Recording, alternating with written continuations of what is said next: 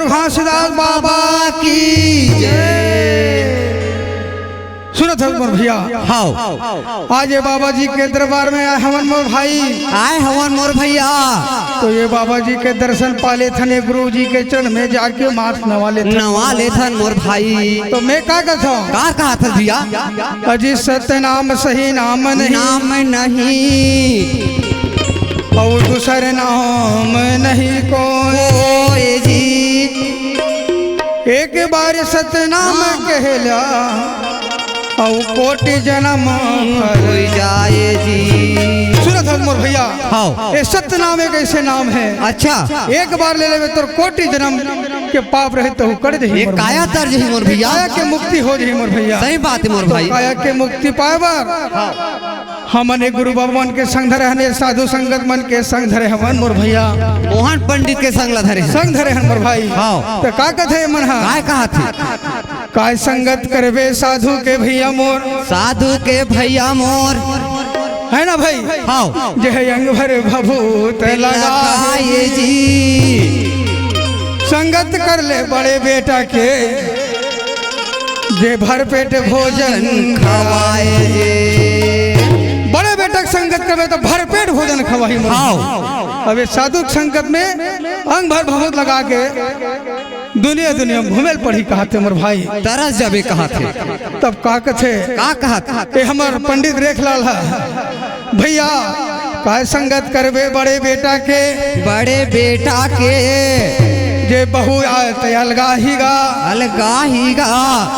संगत कर ले ये सतनाम पुरुष के, जे काया अमर हो जाएगा। तो मैं का कहता हूँ कहते मोर भैया। काय कहा था मोर भाई? ये गुरु बाबा के दर्शन ला पा लेते हो, ऐसे के मोर दोनों नैना देखे बर तरसा था मोर तरसा थे मोर भैया। तो ये गिरधपुर जाना है तब का कहा था, का कहा था? अजी देखे बर दोनों नैना तरस गए।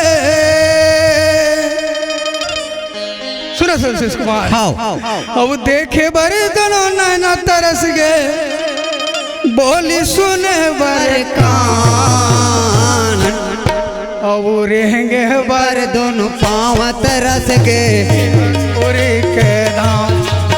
अजी रहेंगे बर दोनों पाँव तरस के गिरधपुरी के गाँव।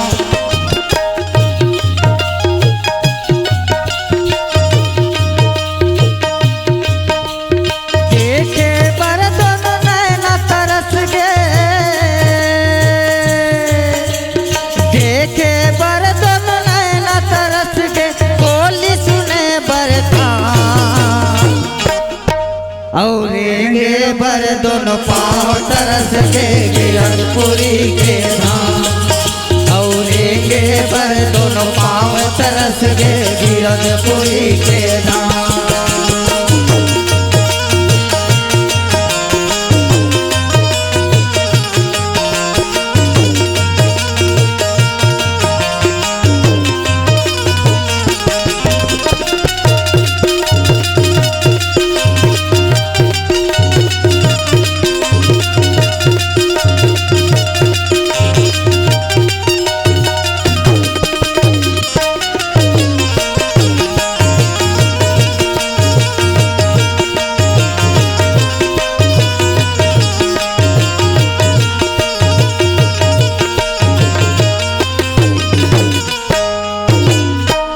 भैया।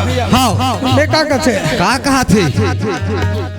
भंडारपुर में गुरु बाबा के लगे हवा दरबार, लगे हवाई दरबार। ये भंडारपुर में गुरु बाबा के लगे हवाई दरबार, लगे हवाई दरबार।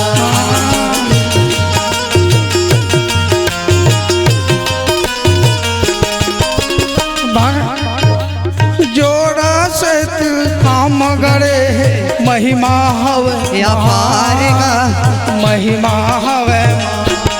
ये जोड़ा से काम करे महिमा हवे महान का, महिमा हवे महान। जोड़ा से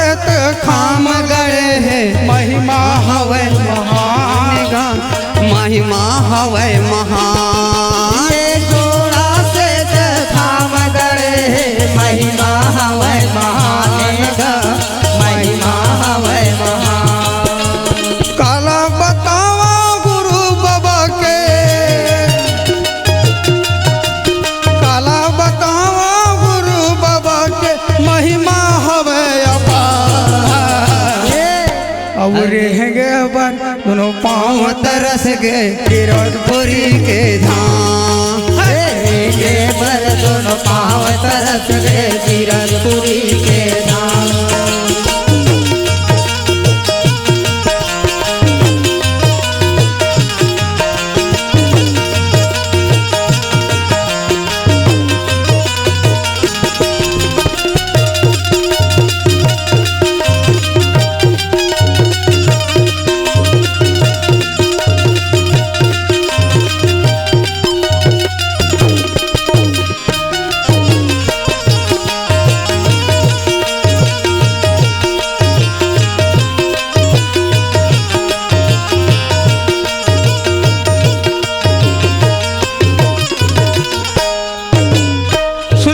कुमार हाँ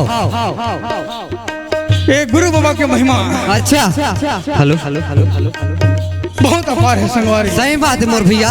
आज चटवापुरी के महिमा संगी हवाए भारी महान हवाए भारी महान चटवापुरी के महिमा भारी जगमा हवे महान जगमा हवे महान।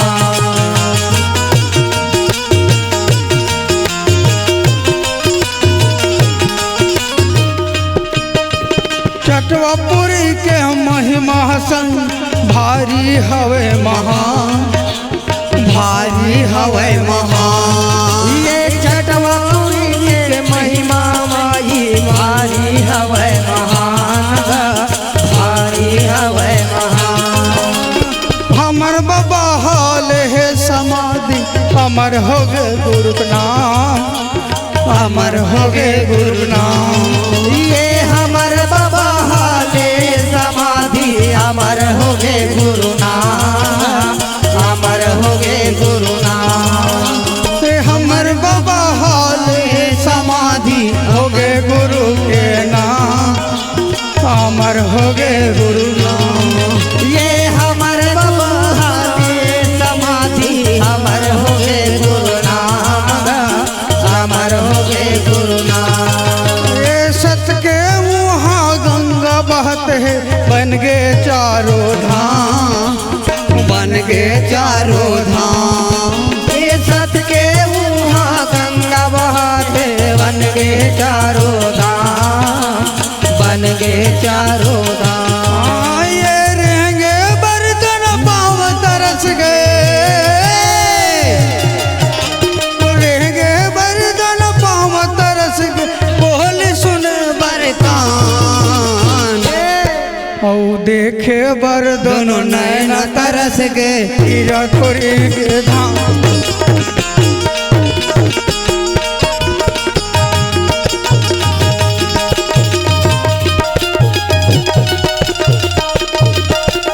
पाँव तरस गए गिरधपुरी के